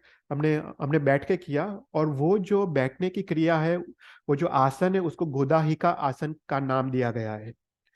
तो ये गोदाहिका आसन क्या है कि ये गोदाहिका आसन वो लक्ष्य को भेद करने का आसन कहते हैं। जो लक्ष्य को भेद करने का आसन, जो जैसे युद्ध के मैदान में कोई सैनिक है, सैनिक ये आसन पे बैठ के शत्रु पे प्रहार करता है, तो उसी प्रकार श्रावक ये गोदाहिका नाम के आसन में बैठ के मोहनीय कर्म पे वो प्रहार कर रहा है। तो यहाँ पे शास्त्रकार बोल रहे हैं, एक एक उदाहरण दे रहे हैं कि ये गोदाहिका नाम का आसन में श्रावक बैठ के वो वंदितु स्तोत्र नाम का धनुष्य लेके उसके हर एक पद पे एक एक पद वो बोलते जाता है, और उस पे वो भाव रूपी बाण से मोहनीय कर्म पे वो वार कर रहा है, मोहनीय कर्म पे वो प्रहार कर रहा है। और और इसके कारण वो मोहनीय कर्म पे वो आंशिक रूप से वो विजय प्राप्त करता है। ये अभी तक जो 42 गाथा हमने कही, उससे क्या होता है कि वो मोहनीय कर्म पे वो प्रहार करके आंशिक रूप से वो विजय प्राप्त करता है। तो यहाँ पे वो वो सभी विराधना से मुक्त होता है, विरोह में विरानाए, मतलब वो सभी विराधना से वो मुक्त हो जाता है। अभी वो खड़ा होता है, अभुठ्योमी आराम, अभुठ्योमी मतलब वो खड़ा होता है। और क्यों खड़ा होता है? आराधना करने के लिए। तो अभी सभी विराधना से वो मुक्त हो गया है, अभी वो सज्ज होके वो आराधना करने के लिए वो खड़ा होता है। तो बोलते हैं तस्स धम्म से केवल ही पन्ना तस्स, बोलते हैं अपना धर्म कैसा है? तो बोलते हैं कि धर्म का स्वीकार तस्स धम्म से, मतलब धर्म का स्वीकार हमको गुरु भगवंत के पास करना चाहिए। राइट। हमने श्रावक के जो 21 गुण देखे, उससे हमने पहले के 4 गुण देखे कि गुरु भगवंत के पास जाके धर्म को सुनना चाहिए, उसके जो श्रावक के 12 व्रत है वो सुनने चाहिए, उसका सम्यक प्रकार से ज्ञान लेना चाहिए, और और वो व्रत को गुरु के मुख से हमको ग्रहण करना चाहिए, और उसके बाद उसका व्रत का सम्यक पालन करना चाहिए। तो ये जो धर्म है, ये धर्म हमको गुरु के पास से लेना चाहिए। पर ये धर्म कैसा है? केवल ही पन्न तस, भगवान महावीर ने अपने केवल ज्ञान और केवल दर्शन में उन्होंने धर्म देखा और हमको धर्म की प्ररूपणा की। तो भगवान महावीर ने साधु भगवान को 5 महाव्रत दिए, 5 महाव्रत और 10 यति धर्म रूप उन्होंने धर्म धर्म की प्ररूपणा की। और श्रावक को पंचाचार रूप और श्रावक के 12 व्रत रूप उन्होंने धर्म की प्ररूपणा की। तो साधु भगवान को जो साधु का धर्म है, वो साधु धर्म का निर्तिचार पालन करना चाहिए, और श्रावक को भी श्रावक धर्म का निर्तिचार पालन करना चाहिए। पर साधु और श्रावक ये जब धर्म का पालन करते हैं, निर्तिचार पालन करने का प्रयत्न करते हैं, तब मोहनीय कर्म का उदय होता है। और मोहनीय कर्म के उदय के कारण, उसके प्रमाद के कारण, विषय कषाय, ये सब मोहनीय कर्म है, विषय कषाय निद्रा, वो सब मोहनीय कर्म के कारण उसमें कोई ना कोई अतिचार लग जाता है। राइट। और और जब तक ये अतिचार लगता है तब तक विराधना होती है। तो इसलिए हमने पहले की 42 गाथा में सबसे पहले क्या किया? हमने विराधना से हम मुक्त हुए। सभी अतिचार को हमने एक एक अतिचार को, पाप को याद कर करके हमने प्रायश्चित किया, जो पाप न याद आए उसका भी प्रायश्चित किया, और सभी विराधना से मुक्त होके हम अभी आराधना करने के लिए हम खड़े होते हैं।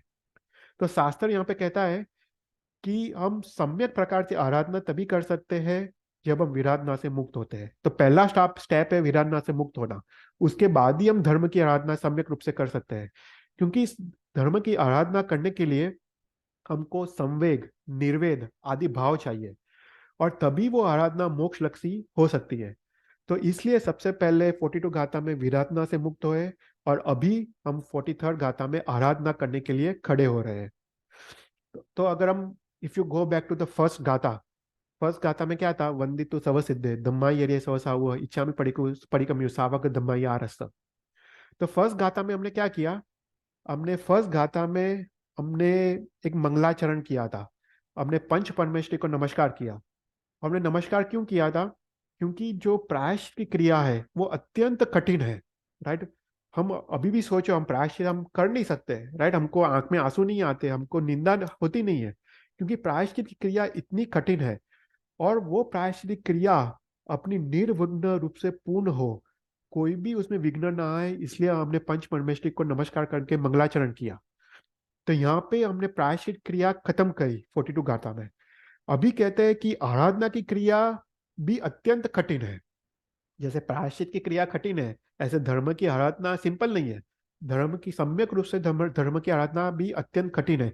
उसमें भी छोटे बड़े मध्यम विघ्न आते हैं, और वो विघ्नों को दूर करने के लिए यहाँ पे वापस मंगलाचरण करते हैं। तो वंदामी जीर्ण चौबीसम, तो वापस वो श्रावक आराधना करने के लिए खड़ा हुआ है, पर सबसे पहले क्या करता है, वो 24 जिन को वंदन करके वो मंगलाचरण करता है, और तो कि उसकी आराधना की क्रिया निर्विघ्न रूप से पूर्ण हो जाए। राइट? कोई कोई क्वेश्चंस?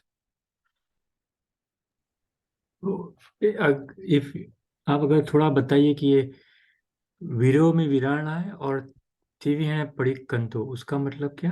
राइट, बुद्ध हाँ। वीराणा है तो हो गया कि ये हाँ, खड़े होकर आराधना करनी या है। तो हाँ, तो हमने इतना डिटेल में कवर नहीं किया, पर देखो अभूत क्यों में आ रहा है, मतलब आराधना करने के लिए मैं खड़ा खड़ा होता हूँ। पर हम्म। कैसे खड़ा होता हूँ? मैंने वीडियो में विराम है, मतलब विराट विराट नाग को विराम करके। ओके। अभी हमने 42 गाथा में क्या किया, जो भी विराधना हुई है उसका विराम किया, मतलब उसको उसका प्रायश्चित कर दिया। अभी कोई विराधना बाकी नहीं है। अभी जो भी मन वचन काया के अशुभ जो योग है, वो सभी चले गए हैं। अभी अपना मन वचन काया शुभ योग में अभी अभी अभी प्रवर्त प्रवर्त कर रहा है। राइट? हम्म। तो हमने सभी विराधना से हमने हमने मुक्ति हो गई है, मतलब विराम हो गया है विराधना। और टीवी आना पड़ी कन तो मतलब क्या, कि हम, अब देखो यहाँ पे क्या किया है, बेसिकली ऐसा है कि हमने ना तीनों तीन काल के सभी विराटना का यहाँ पे हम त्याग करते हैं।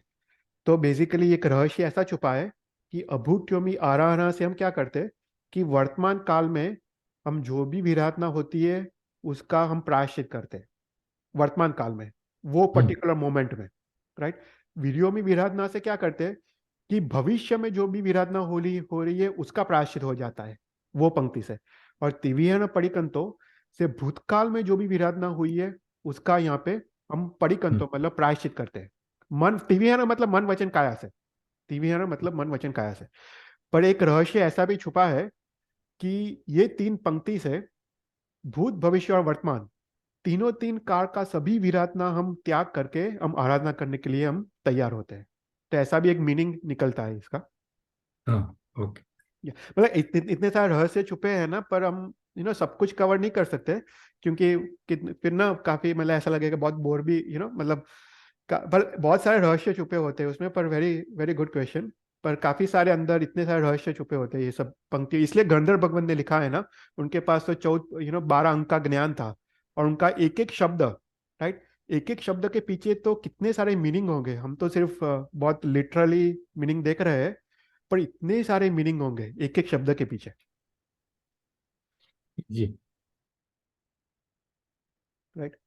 तो यहाँ पे हम तो हम जब वंदितु करते हैं ना, जब हम ये जो 43rd गाथा आती है ना, तो हमको खुश होना चाहिए। राइट? हमको जब खड़े होते हैं ना, तो अपने अंदर एक खुशी होनी चाहिए कि अभी मैंने सभी विराधना का त्याग किया। अभी मेरा मन वचन काया अत्यंत शुभ योग में प्रवर्तन कर रहा है, और मैं अभी आराधना कर रहा हूँ, और आराधना करने के लिए मैं तैयार हुआ हूँ। तो ऐसा करके अंदर एक शक्ति, अंदर एक वीर्य उल्लास पूर्वक हमको खड़े होना चाहिए। तो सबसे पहले क्या किया है, जावंती चियाइम उड्डेय त्रियलोय सवाइम टाइम वंदे ईय संतो तत संताइम। तो सबसे पहली आराधना को क्या करता है, तो यहाँ पे जावंती सूत्र, राइट, वो बेसिकली वंदितु सूत्र से ही आया है। वो कोई कोई सेपरेट सूत्र था नहीं, पर शास्त्रकार ने क्या किया कि ये सूत्र को निकाल के एक सेपरेट सूत्र भी बना दिया, क्योंकि अत्यंत महत्वपूर्ण सूत्र है ये। राइट?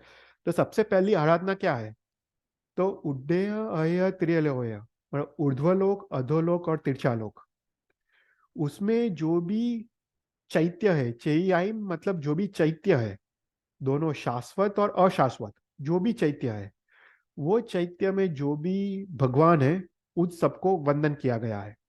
तो सबसे पहली आराधना, राइट, कितनी पावरफुल आराधना है।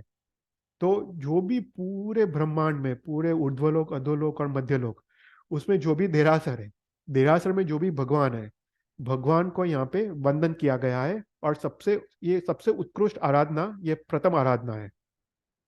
तो हम जस्ट थोड़ा बहुत देखे ब्रीफली। हमने जग चिंतामणि स्तोत्र देखा था। राइट? उसमें हमने देखा था कि शाश्वत जिन चैतन्य कितने हैं, किसको याद होगा, जस्ट हम 5 मिनट देख लेते।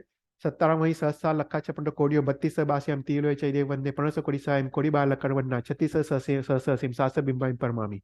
अगर किसी को याद हो तो 8 लाख 50 नहीं 8 करोड़ 57 लाख 282 शाश्वत जिन चैत्य, और उसमें 15 अरब 42 करोड़ 58 लाख 36,080 शाश्वत जिन प्रतिमा।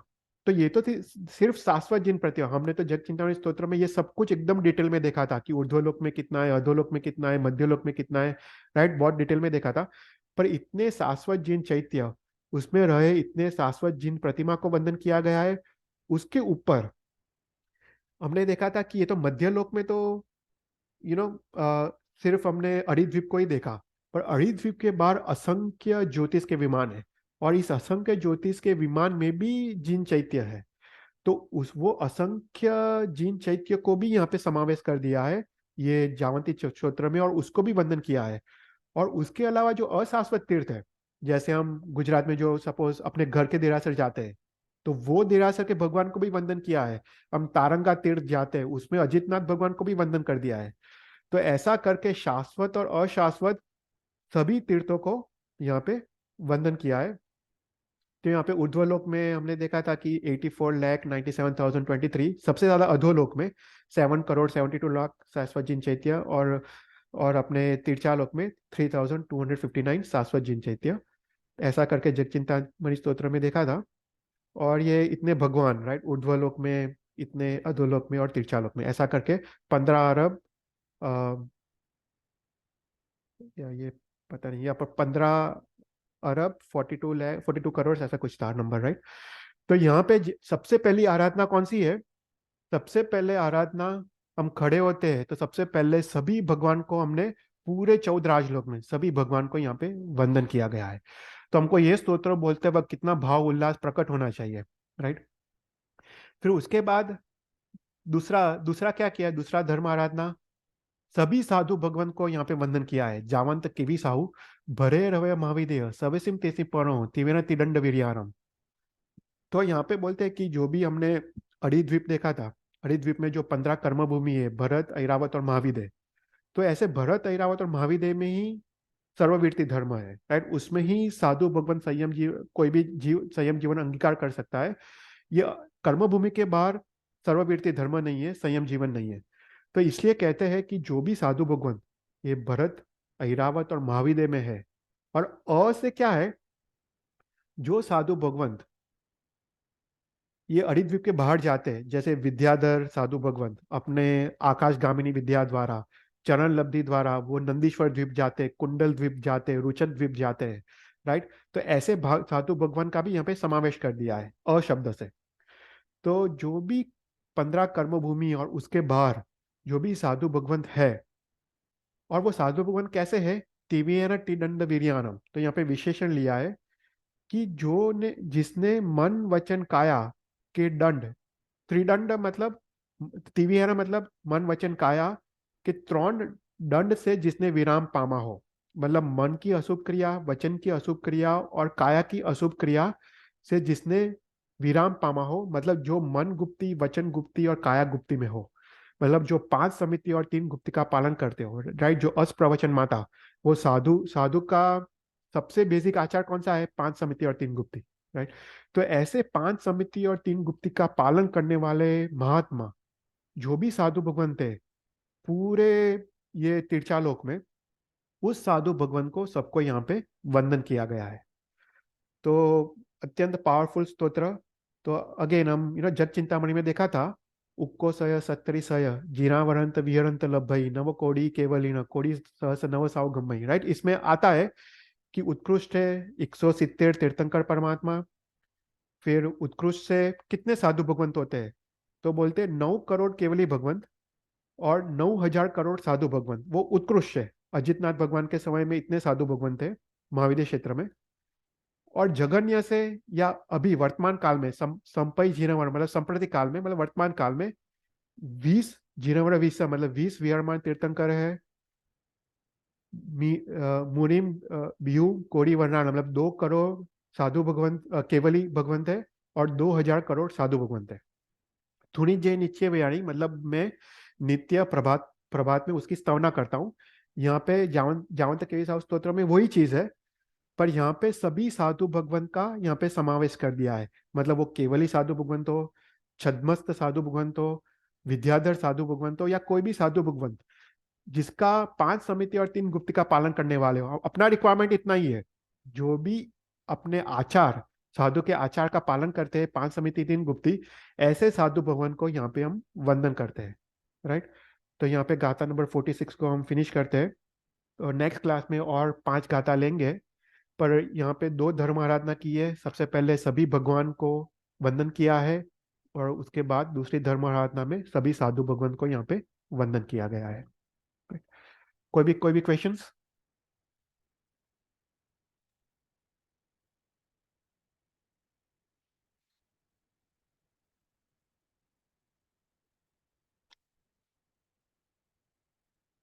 नहीं, बस बहुत very detail and very interesting. या वेरी वेरी इंटरेस्टिंग। अब नेक्स्ट क्लास में हम नेक्स्ट 5 गाथा देखेंगे। फिर उसके बाद मेरे को एक और क्लास लेना है, 11th क्लास। उसमें हम क्या करेंगे, सभी 124 अतिचार का एक बार रिवाइज करेंगे, पर उसके साथ साथ मैं सोचता हूँ कि ये जो देश वृत्ति धर्म है उसका उसकी विधि क्या है। राइट। वो शास्त्र में पूरी विधि बताई है कि कैसे अंगीकार करने का। राइट। वो उसकी हम पूरा विधि देखेंगे। उसकी एक बुक है पूरी, जो धीरूभाई पंडित ने लिखी है, बहुत अच्छी बुक है। वो बुक अगर तुमको ये व्रत लेना हो तो कैसे लेने लेने का। राइट। तो वो बुक हमको ओपन करके, हमको जो भी पालन कर सकते हैं वो टिक मार्क करके, वो हम पूरा प्रोसीजर देखेंगे। पर मेरे को है कि एक और क्लास लूँ जिसमें हम पूरा 124 के 124 अतिचार का एक ब्रीफली ओवरव्यू कर लेंगे। उसके बाद हम देश वृत्ति धर्म के बारे में बात करेंगे कि कैसे कैसे वो अंगीकार करने का, उसकी विधि क्या है, वो सब पूरा देखेंगे। तो आई थिंक 2 और क्लास लेंगे, दिसंबर और जनवरी में। उसके बाद हम या उसके बाद ये स्तोत्र को हम यहाँ पे फिर फिनिश करेंगे। नहीं, वो बहुत मतलब इतना अतिचार पढ़ने के बाद जब इस बार 14 का प्रतिक्रमण किया और वो जो अतिचार किए तो it went so so fast कि जैसे सब सब समझ में आ गया, मतलब कि right right. Everything that was reference here was there, तो इट बस वाज there। वेरी इजी हाँ, टू वो फॉर। वो है, वो गुजराती में है, वो पूरा सब कुछ हाँ, आ जाता है उसमें। या पूरा तो उसमें आ इट जाए। कभी वाज हम ऑल अबाउट दिस। फ्यूचर में हम अतिचार स्तोत्र भी देखेंगे फ्यूचर में, पर आई थिंक वो बहुत लंबा होगा। पर वही का वही है, वंदित स्तोत्र का ही ये एक्सटेंशन। बहुत बहुत सारा आ गया तो इट वाज या सो इजी टू अंडरस्टैंड उसके बाद। या पर हम्म। बहुत अच्छा है। मतलब मैं भी ये सूत्र अर्थ क्लास लेता हूँ ना, मतलब मुझे मुझे भी खुद को इतना फायदा हो रहा है हम्म। कि मतलब मैं भी जैसे वंदित स्तोत्र खत्म करने के बाद मैं सोच रहा हूँ कि मेरे जीवन में इतने पाप हुए हैं। तो मैं भी सोच रहा हूँ कि अभी जाके इतनी इसकी आलोचना करूँ गुरु भगवान के पास जाके। तो मैं जैसे ही ये स्तोत्र खत्म करूंगा, मैं सोच रहा हूँ कि फरवरी में गुरु भगवान के पास जाता हूँ। मैं जो भी टॉप 5 या 10 पाप किए हैं, राइट, हम्म। अपने, तो वो जाके हम स्पष्ट रूप से हम कथन करें, और जो भी आलोचना दे वो उसका वहन करे। राइट। तो मुझे भी एक अंदर से इच्छा होती है कि हम करें ये तो तो तभी आपने हमको भी फायदा है। बोला कि गीता गुरु भगवान जो 6 सूत्र के जानकार हम्म। हो, तो पर मतलब ऐसे मतलब आचार्य भगवान होते हैं या या कैसे होते मोस्टली आचार्य भगवंत। अभी जैसे इंडिया में ना, जैसे गच्चाधिपति जयघोष सूरी महाराज साहब थे। हैं? हम्म। वो वो गीतार्थ मतलब अत्यंत गीतार्थ गंभीर और गीतार्थ गुरु भगवंत। वो लोग बोलते थे कि अभी तो वो नहीं है, पर वो हम्म। लोग बोलते हैं कि पूरा समुदाय उनके पास ही आलोचना लेने जाता है। हम्म। अद्भुत अद्भुत आलोचना, मतलब अनपैरेलल।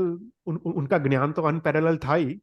वो 6 शूद्र को तो वो मतलब he was like unparalleled knowledge.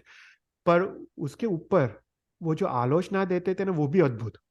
तो बोलते हैं कि नॉट ओनली पूरा जैन समुदाय, पर साधु साध्वी सब लोग उनके पास ही जाएंगे आलोचना लेने के लिए। तो ऐसे गीतार्थ गुरु भगवंत जो गंभीर है। यार मतलब गुरु भगवंत कैसे, मतलब जैसे आचार्य भगवंत काफी वो भी मतलब काफी सारे अभी आचार्य भगवंत है। जैसे राजेंद्र सूरी के पास जाओ, आचार्य जय सुंदर महाराज के पास जाओ, राइट, वो सब गीतार्थ गुरु भगवंत है। तो ऐसे हम्म। तुमको ना थोड़ा पता होना चाहिए कौन से गीतार्थ है। जैसे अगर मेरे पापा से बात करो तो ही विल टेल यू कि तुम ओके। इनके पास आलोचना ले सकते हो, इनके पास नहीं ले सकते हो। That he will tell you directly. क्योंकि गीतार्थ होने चाहिए। तो गीतार्थ गुरु भगवंत क्या है कि वो ना अपने भाव को जानते हैं। हम जब ना, जैसे हम आलोचना लेने जाते हैं ना, हमको हम्म, आलोचना चल इन पर्सन लेनी चाहिए, कभी बुक में नहीं लेनी चाहिए, उसका मजा नहीं आता है। हमको ओके। जाके, तो क्या है कि साधु भगवान हम जो बोलते हैं ना, उसके हम्म, उसका भाव पकड़ते हैं। अगर हमने हमने कोई जीव हिंसा की, उसका हम आलोचना लेने जाते हैं, अगर हम बोलते बोलते वो साधु भगवान हमको देखते हैं, उनको पता चल जाता है कि इसने हिंसा निर्ध्वंस रूप से की है या दुख दुख अपने मन से दुख से की है। अगर निर्ध्वंस रूप से की है, वही आलोचना बहुत बड़ी हो जाती है। तुमको 20 साल का पचकान दे सकते हैं कि तब करो, एक हिंसा के लिए, राइट। और अगर हमने वही जीव हिंसा हमने दुख से की हो, उसका एकदम छोटा प्रायश्चित आएगा, बोलेगा तुम एक नौकर वाली गिन लो, राइट। तो ऐसा प्रायश्चित होता है। वो ना गुरु भगवंत अपने अपने अपने भाव को देखते हैं। और वो कौन देख सकता है? ऐसे गीतार गुरु भगवंत को देख सकते हैं, वो अपने आर पार देख सकते हैं कि हमने कैसे पाप किया है, वो जान सकते हैं। तो ऐसे भाव को जानने वाले आचार्य भगवंत वो, और क्या है कि वो गंभीर होते हैं। वो हम हमारे तो ऐसे बड़े बड़े पाप होते हैं, पर उनको ना कभी अपने प्रति द्वेष नहीं होता है। वो गीतार्थ गुरु भगवंत है। उनको अपने प्रति करुणा होती है, राइट। हम तो इतने बड़े पाप लेके जाते हैं, राइट, उनके पास। और वो तो मतलब अगर अगीतार्थ हो, तो उनको अपने प्रति वो आ जाएगा। पर गीतार्थ गुरु भगवंत कैसे है कि वो सब कुछ पचा लेते हैं, सब कुछ अपने अंदर ही पचा लेते हैं, और अपने अंदर वो करुणा भाव प्रकट करते हैं, राइट। वो गीतार्थ, क्योंकि उनके पास देखो, गच्चारी भाई जयगोर सूरी महाराज के पास पूरा जैन समाज, पूरे साधु साध्वी, कितने सारे पाप आते होंगे उनके पास। और उनका मन की स्थिति वही के वही, कभी किसी के प्रति कोई भी फेर नहीं, राइट। वाह। हाँ, तो वो गीतार्थ है, राइट। वो गीतार्थता है। तो ऐसे गीतार्थ गुरु भगवान के पास प्रायश्चित लो, तो तुमको वो पाप का प्रायश्चित हो जाता है, हो जाता है। तो मैं भी सोच रहा हूँ कि मंदिर सूत्र के फल स्वरूप में भी जाऊं, और at least I I try to identify, right, जीवन में कौन से बड़े बड़े पाप किए, राइट। और एटलीस्ट वो बड़े पाप की तो आलोचना ले ले, राइट। पर या, थैंक यू, या Thank you. Thank you. Yeah, Chaital bhai, it's Ah, very informative and it's very, it's helping us out a lot. You are explaining very good. Thank you. Thank you, thank you. Okay, मंगलाचरण कर देते। नमो हरियंताम, नमो सिद्धानम, नमो आयर्यम, नमो ज्याम, नमो लय सवसारम, ऐसो पंच नमकार सव पापनासम, मंगलांच सवसिम परमय मंगलम, जी नागना विरमलम छाद। Thank you. Jai Jinendra. Jai Jinendra.